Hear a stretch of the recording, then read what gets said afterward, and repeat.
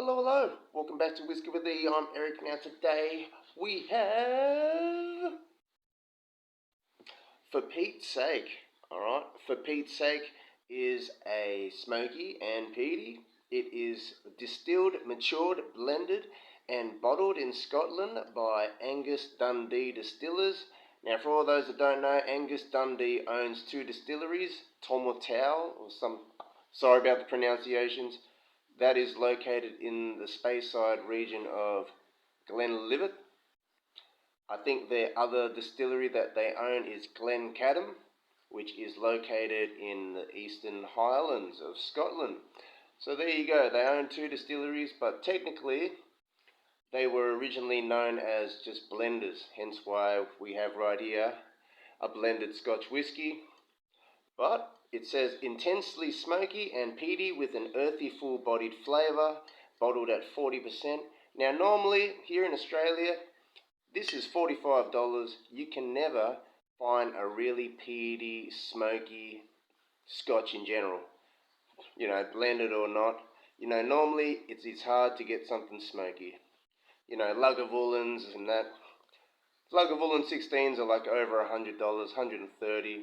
You got the Lagavulin 8s probably going for like $80. So for something smoky, unless you had an opportunity to try the Johnny Walker Origin series, the Isla one, would have had some Lagavulin in there. I think that could have been a blended malt maybe. Don't quote me on it, but if you didn't get the opportunity to try that, now there's this in the market, guys. It's not a blended malt, obviously, it's a blended Scotch whisky, so I do not know how much grain percent is in with the malt, but we're not here to discuss about that. We're just here to try this, and I'm just going to let you know how I feel, if it's recommended. But before all that, I'm going to have a little read at the back for you. For Pete's Sake, blended Scotch whisky. Pete was a malt man. One day he shoveled too much peat into the kiln. With smoke billowing out of the pagodas, the distillery manager shouted, "For Pete's sake, man, what are you doing? There's smoke everywhere." I was trying to do a Scottish accent. I think I failed. Okay. Surprisingly, the whisky from this very smoky and peaty malted barley was intensely flavoured with an exceptional finish. For Pete's Sake, blended Scotch whisky is a tribute to Pete and his rich, smoky and peaty whisky. Alright, 22 standard drinks imported by Pinnacle Drinks. Alrighties, well that's all I have to say about that. Let's get right into it, alright? Cracked. As you can see, a bit of it has been enjoyed, so I thought I'd better come do this for you again. I've been trying to do this, but hasn't been working out due to lighting situations. Not that this lighting situation's any better, but so bear with me if I'm echoing, because I kind of want you to hear me, but don't want it to be too soft. But we're in the kitchen, sort of. Anyways, back to it. Alrighty, guys. So the color, we're not going to judge the color. I'm assuming it may have caramel colouring. The E150A. It is most likely chill filtered, obviously, 40%, so let's just get right onto the nose and get onto the taste. On the nose.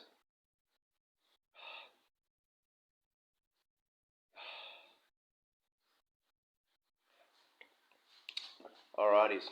Well, when I first cracked this bottle, guys, let's just say the intense smoky note was a lot more predominant than now, while the bottles had time to open up a bit more and oxygen's gotten in there. The smoke is still there, obviously. It's intense smoke, but right now there's a lot of sweet notes coming in as well. So you're getting some almost like a vanilla with the caramel, or like some honey or butterscotch notes going, like dried apricots, or you've got some kind of sweet coming in with the smoke, alright?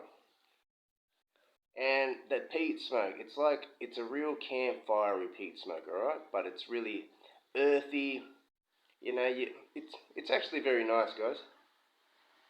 Like I say, you can always try get a smoky Scotch or a smoky type blended Scotch whiskey, but you're never really getting like a, for example, like a Lagavulin experience. Not saying this is a Lagavulin experience, but it is peaty. I like in that campfire, smoky bonfire kind of way. Alright? So let's just say, I mean, on the nose, it's lovely. You know, like this would be a great outdoors campfire kind of drink. I just enjoy it because it reminds me of campfires. Anyways, let's just get right into it on the palate. Cheers, everyone.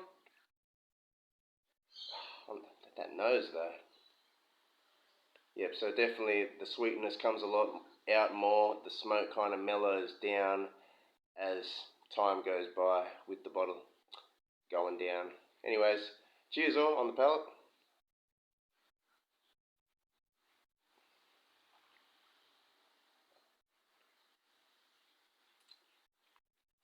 Oh, yep. Goes down super approachable, you know, very like this. But then there is spikes of like a spice that comes in, like a peppery spice. But that, you know, before the peppery spice, there's a bit of sweetness integrated in with this travelling smoke. All right, so there is some sweetness there, like some kind of caramel honey sweetness. But then it just rolls to this peppery spice, which rolls over into the smoke. But that was just the first sip. Here we go.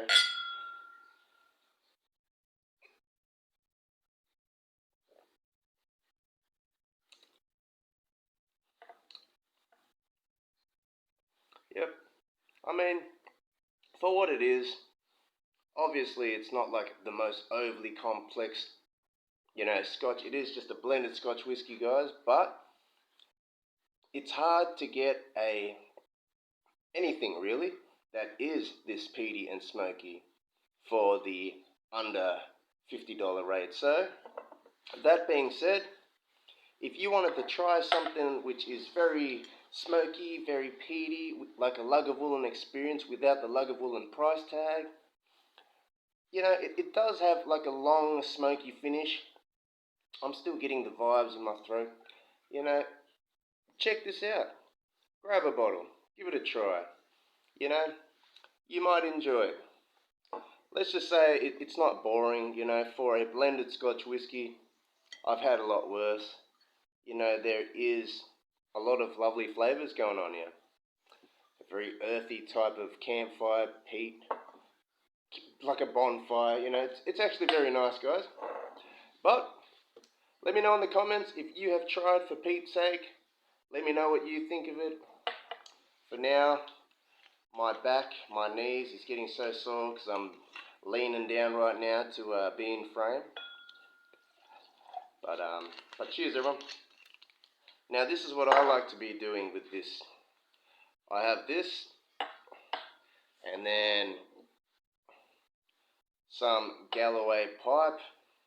All you got to do is just add a drop, really. Oop, a little bit more than a drop, that one. Alright. The colour automatically goes a lot darker. All of a sudden you're getting like a smoky vibe still with like a podcast finish. It's almost like a cherry cask Scotch, you know, from all that sweetness from the tawny. Just a few drops, guys.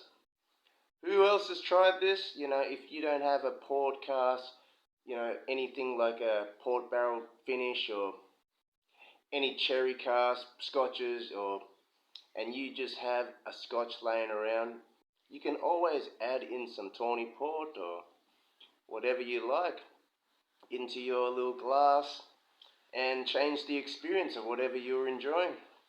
Alright, not saying this wasn't enjoyable. I'm just saying with a drop of tawny port, tawny, Galloway pipe from Australia, it's not bad. Anyways, Cheers everyone, going to 10 minutes. I better just end this video and say I'll see you all next time.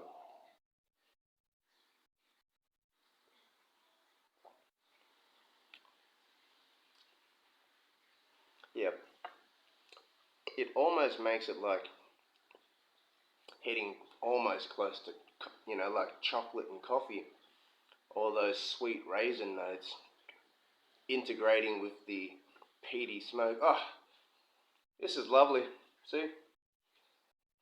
Get creative, guys. Go all Willy Wonka chocolates, factory styles. Make blends. Do little random concoctions. Anyways, let me know if you guys do this. Add in some tawny or port into any type of whiskey.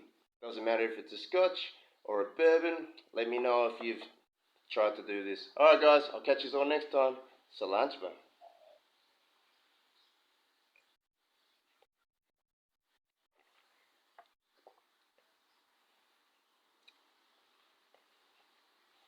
Alright.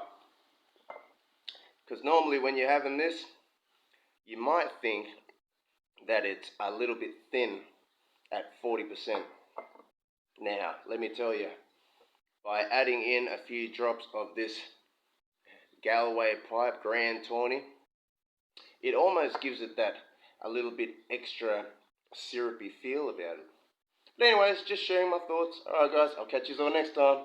Like, comment, subscribe. See you all later. Peace all.